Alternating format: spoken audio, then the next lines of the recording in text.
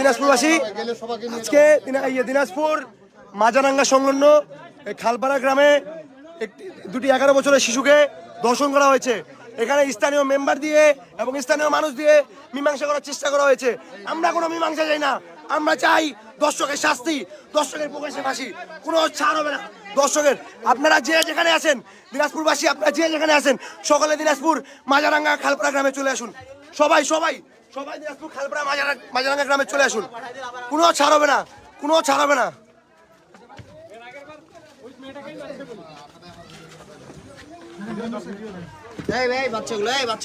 তোমরা সহ তো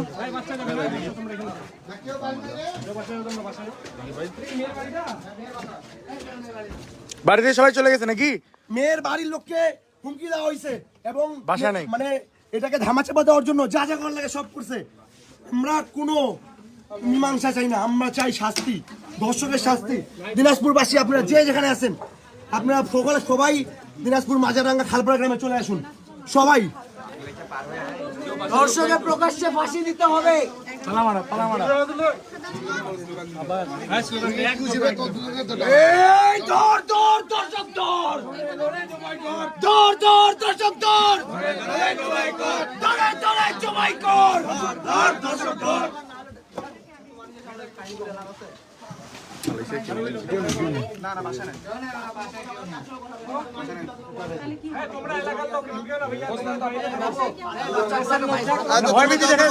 ভাই আমরা যারা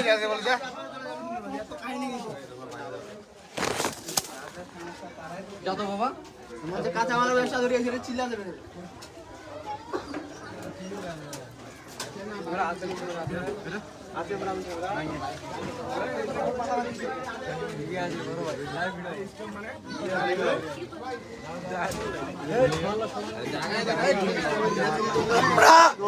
আমরা কোনো মীমাংসা চাই না, আমরা দর্শকের ফাঁসি চাই। এলাকাবাসী আওয়াজ তুলেন।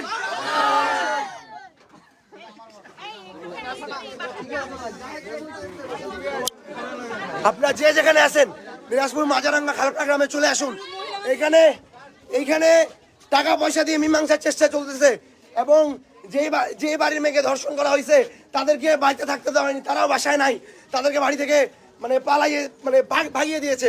আপনারা যে যেখানে আছেন সবাই দিনাজপুর মাজারাঙ্গা খালপাড়া গ্রামে চলে আসুন, বাঙ্গিরবাজার ব্রিজ পার হয়ে।